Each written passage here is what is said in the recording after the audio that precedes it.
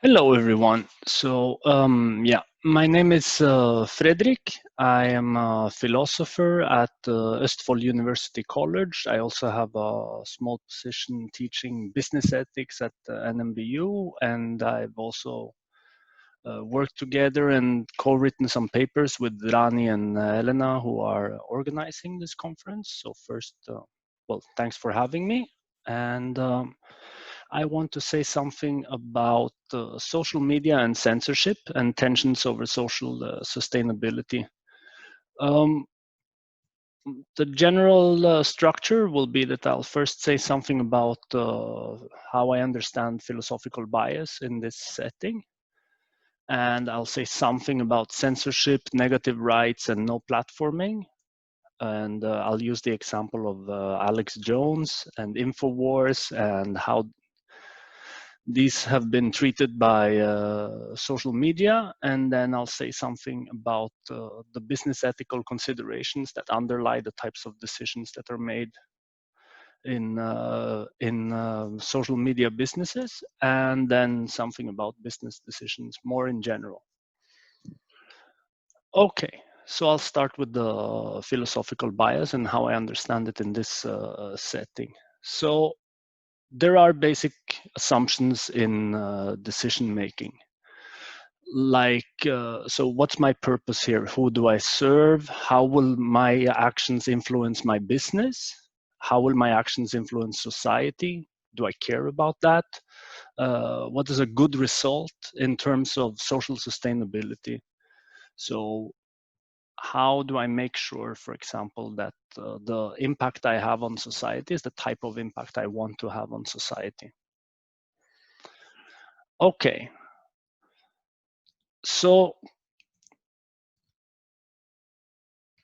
talking about censorship, negative rights, and no platforming in relation to social media companies might strike some philosophers a bit odd, and also because generally we think of censorship as relating to government restrictions of expression.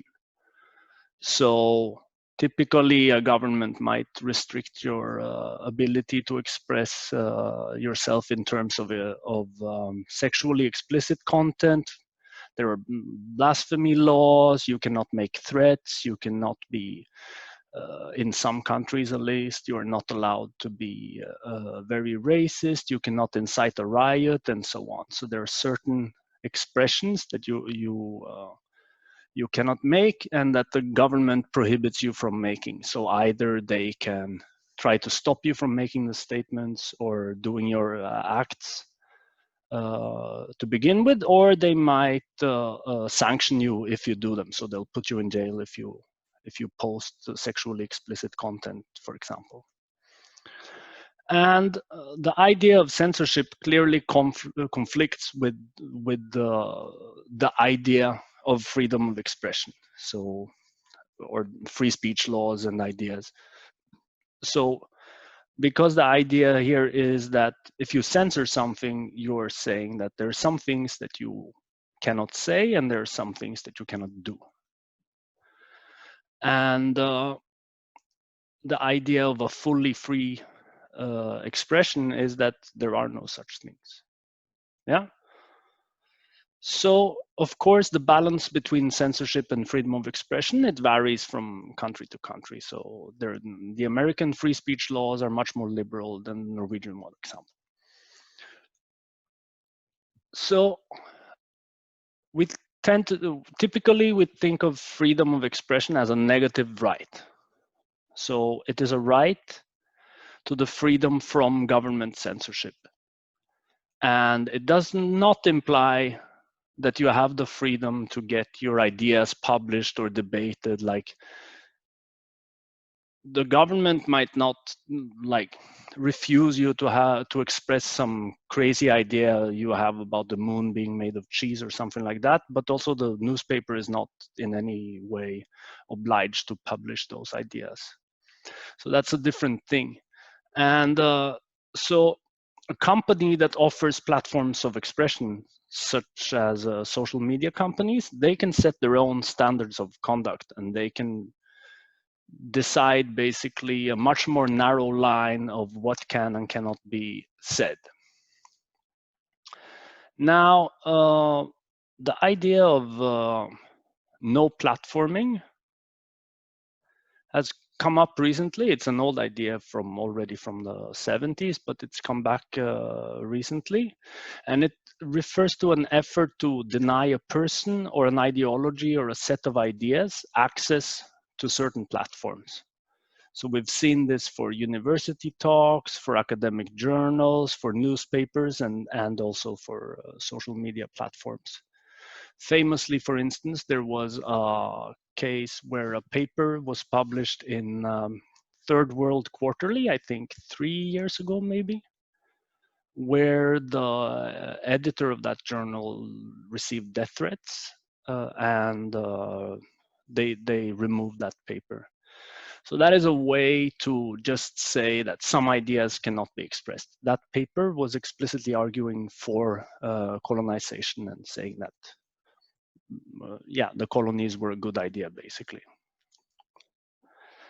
So we see this kind of no platforming strategies taking place. The idea, of course, being that there are some expressions that the government does not restrict, but that other people should.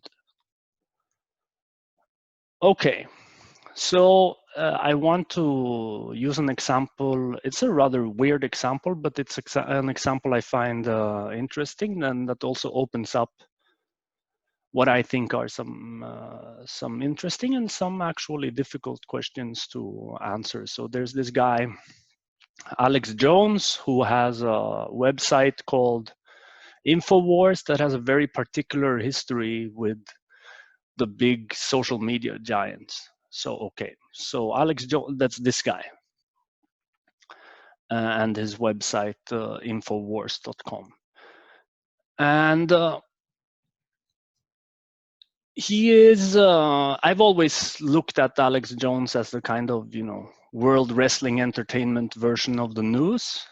He screams a lot. He's rather crazy in all kinds of ways. And he has made some statements that are,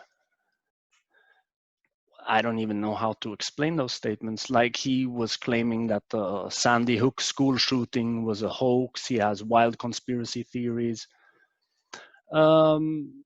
Okay, so he's a very controversial guy. And on the Infowars website, he is described as, okay, Alex has never taken a loan and is not beholden to advertisers, investors, or any other group that could censor or influence his position.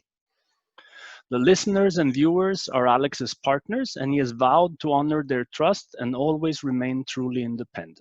So the way he promotes himself is as a free speech advocate, as a free spirit, and as someone who is not bought out by big business, as he is arguing that basically all of the mainstream media are. So that's the Infowars description of Alex Jones.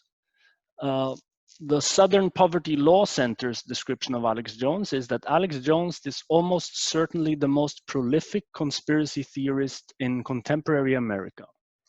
And in terms of the audience he reaches, he might also be the one with the most far-reaching influence in the nation's history. So if we believe then the description given by the Southern Poverty Law Center, you have then the most influential conspiracy theorist in the history of America. So this guy, of course, has been all over social media for a long time. And in 2018, though, the rules kind of changed. So in 2018, Twitter, YouTube, Apple, and Facebook removed everything. All channels and content provided by Alex Jones and by Infowars, and they stated a violation of company policies and standards of conduct. So they just removed him. If you go to YouTube and try to look for Alex Jones to find an old video to see what this is about, you will not find it there.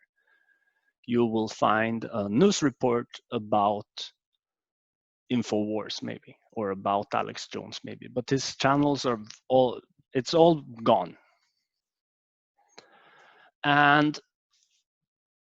so the social media giants like YouTube and Apple and Twitter have been saying, okay, it's a violation of company policies and it's a violation of standards of conduct, but they've specifically referred repeatedly to the ideas of hate speech and harassment. But this gives a new role for social media outlets, like social media channels, no? So previously, these were the places where you could get to write and say the things that you would never see in the newspaper. That was also, it seemed kind of the idea. And so these kinds of strategies of just removing someone seems very, very hard. We'll discuss later if it's justifiable, but at least it's a clear cut, like that kind of stuff will not happen here. But they also apply like softer strategies, like what they call demonetization, and now there's also fact check flaggings going on. So YouTube, for instance, initiated a demonetization policy that effectively ensures that if your content is problematic or controversial in some sense, or controversial enough that it's caught either by a big enough attention or the algorithms of YouTube flags it, then it is demonetized, meaning you cannot make money from that video. And the idea behind that is, of course, that if you cannot make money from this perceived extreme material, then you'll stop making it. And you will not have this negative impact on the audience. Or maybe the negative impact you're worried about is the impact on the advertisers. Anyway, so more recently, Twitter and others have introduced this kind of fact check warnings and flags on certain tweets. So these are the softer strategies. Now you can ask, no, whether if we're fact checking, demonetizing, no platforming, or whatever, the social media giants are currently trying to moderate content, under this umbrella of social sustainability. It's bad for society that these ideas and opinions and whatever they are expressed. So I mean, the most recent controversy is, of course, that Twitter have started fact-checking the President of the United States and also a bunch of other people. But the idea that a huge company is now flagging Donald Trump's statements as problematic and that you should click that box there so that you can get the real facts is a rather strange and new way for social media to exist. And it also opens up a lot of questions. For example, who are these people checking the facts, and what does it mean to be a fact, and all that kinds of stuff. But okay, so the question is like, so is this now the new future of social media? And if it is, should it be? Is this what we want? And if you're working in one of these big social media companies, you ask yourself, no? You have to ask yourself these business ethical considerations of, for instance, why am I here? Like, what's my purpose here? What are we trying to do? And there's a bunch of business ethical frameworks that exist, but so there are two. I'll talk about two of them. So if you consider your purpose to be to maximize profits, you typically hold what we call a shareholder theory, most usually associated with Milton Friedman. And so the idea there is that the business of business is business, and if there's any social sustainability to worry about, that is the role of the government. That's what they're there for. But you also might go the other way and think that your purpose here in running a business is to have some positive impact on society. So this would be a corporate citizenship model. Both of these models, of course, exist in large companies. So it's not a given that you will pick one or the other. But they both open difficult questions. So if you assume, excuse me, if you assume a shareholder theory and that you want to maximize profits, then your short-term question is, okay, do I lose money or do I gain money by blocking this? And short-term, I mean, if you look at Alex Jones as the example, he had about 1.5 billion views. And so that generates quite a lot of money from advertisers. But long term, you have to make assumptions on what investors, advertisers, and viewer preferences will be in the future. And so how do you know? So because if you're going to project future preferences, you have to make a series of arguments based on a whole set of philosophical biases. So which data are you going to pick?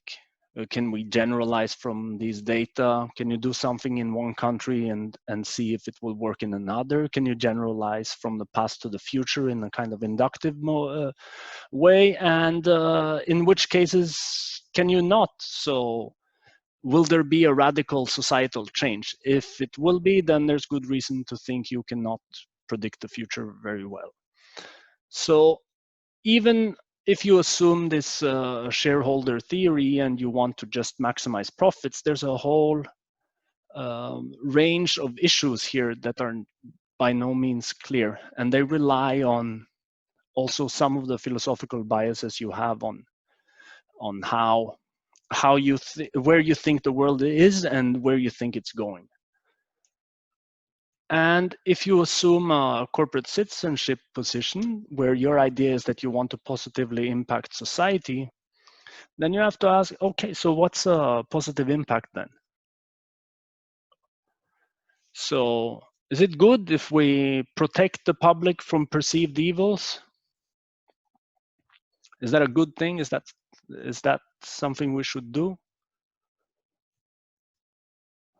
And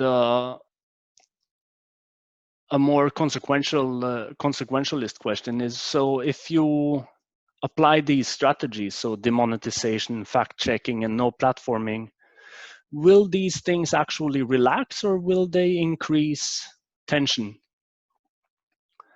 And it's hard to predict which way this will go. And you also then cannot really predict, or it's at least not easy to predict, whether these strategies will lead you toward or away from or against social sustainability. Because if you increase tensions, then sustainability is not what you're getting in the end. So the question is, how then do you make these predictions, and how do you pick the data? How do you figure out how to even go about trying to find this out? And to a large extent, it will be based on like gut reactions, gut ideas you have about what is good. So we also see that you can have different ethical theories here that will guide you through this kind of process, even if you're already assuming that your role here is to positively impact society. Okay, so the point then is that these social media giants have to make some business decisions, and it's clear that these cannot be made purely on the basis of facts. There is always some level of ideology at play. There are some things laying under the decisions here. And whether or not these social media companies should coordinate demonetizing, fact-checking, and no platforming efforts, it depends on a series of underlying questions such such as, and some examples that I've given is just that what is the role of business? What's my contribution here? What actually contributes to social sustainability? And what are the relevant ethical considerations? So if you are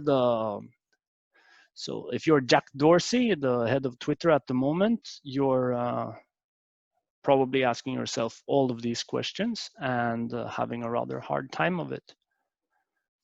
Okay, so that's at least, I think this is what I have to say on this topic for now. That just shows that even though you can look at a decision that is made by a big company and say, okay, that's evil, or that's, yeah, that's good, you're trying to help out, it's really difficult to say what is the correct thing to do here and how to justify it. Okay, thank you.